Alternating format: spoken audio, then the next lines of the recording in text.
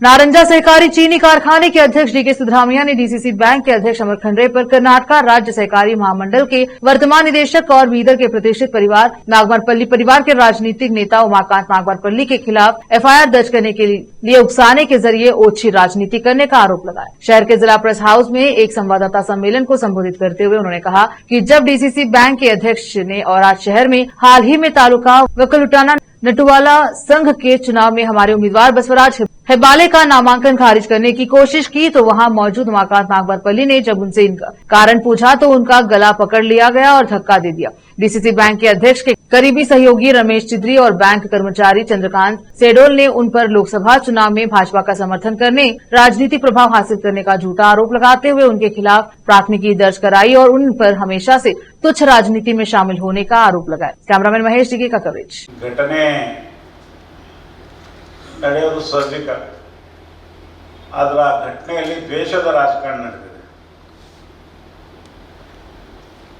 ಒಬ್ಬ ಡಿಸಿಸಿ ಬ್ಯಾಂಕಿನ ನಿರ್ದೇಶಕರಿಗೆ ಅನರ್ಹ ಮಾಡಬೇಕಂತ ಒಬ್ಬ ಡಿಸಿಸಿ ಬ್ಯಾಂಕಿನ ಎಂಪ್ಲಾಯಿನೇ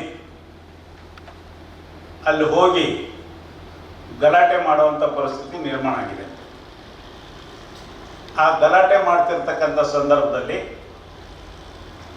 ಅಲ್ಲಿರ್ತಕ್ಕಂಥ ಬೆಂಬಲಿಗರ ಪಡೆ ಸಹಜಿಕವಾಗಿ ಆವೇಶಕ್ಕೊಳಗಾಗಿ ಅಲ್ಲೊಂದು ಸ್ವಲ್ಪ ಸಣ್ಣ ಪುಟ್ಟ ಮಾರಾಮಾರಿ ಆಗಿದೆ.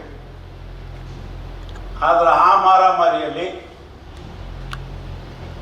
ಈ ಜಿಲ್ಲೆ ಆಳಿರ್ತಕ್ಕಂಥ, ಇಡೀ ರಾಜ್ಯವನ್ನು ಆಳಿರ್ತಕ್ಕಂಥ,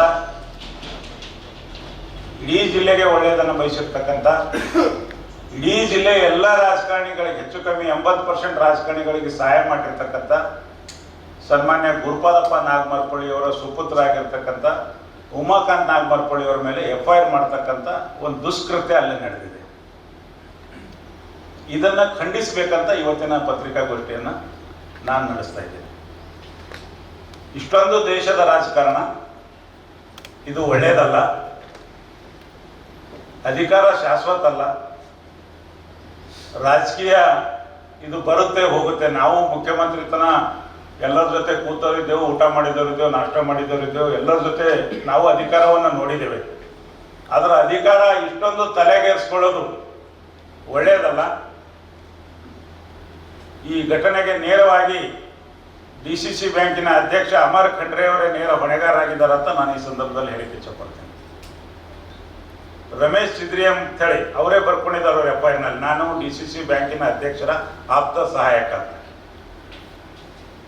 ನನ್ನ ಪ್ರಕಾರ ಅವರು MGSSಗೆ ಎಂಪ್ಲಾಯಿ ಇದ್ದಾರೆ.